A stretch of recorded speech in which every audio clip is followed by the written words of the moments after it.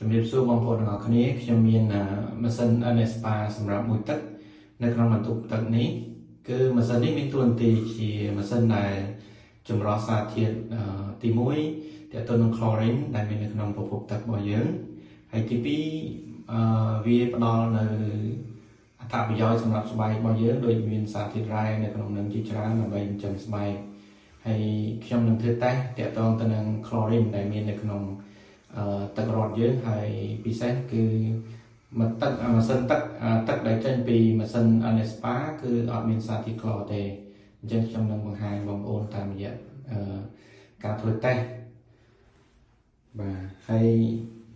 នេះគឺជាប្រភពដែលខ្ញុំតពីទឹករត់យើងចូលក្នុង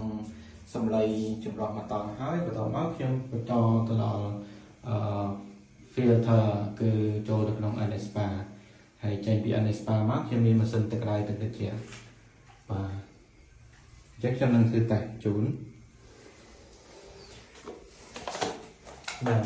ទី1អានេះគឺខ្ញុំបើកចេញពីទឹករូម៉ាណេទឹករត់យើងណាបាទទឹករត់យើង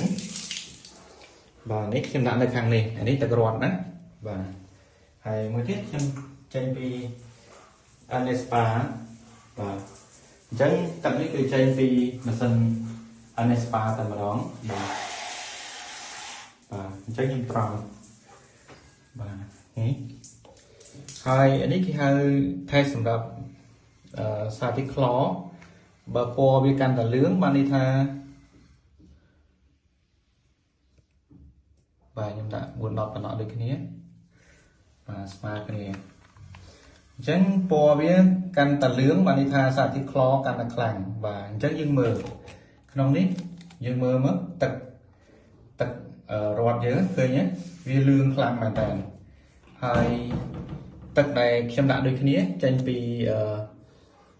Anespa របស់ខ្ញុំគឺអត់មានសារធាតុក្លរសស្គូអញ្ចឹងនៅពេលដែលយើងមួយសារធាតុក្លរដែលនៅក្នុងកែវនេះវានឹងជ្រាបចូលនៅក្នុងខ្លួនរបស់យើងគឺក្លរហ្នឹងគឺវានៅចូលនៅក្នុងខ្លួនរបស់យើងណាអញ្ចឹងបង្ហាញថាទឹករត់យើងមានក្លរច្រើនហើយទឹកដែលចេញពី Anespa អត់មានក្លរទេអរគុណ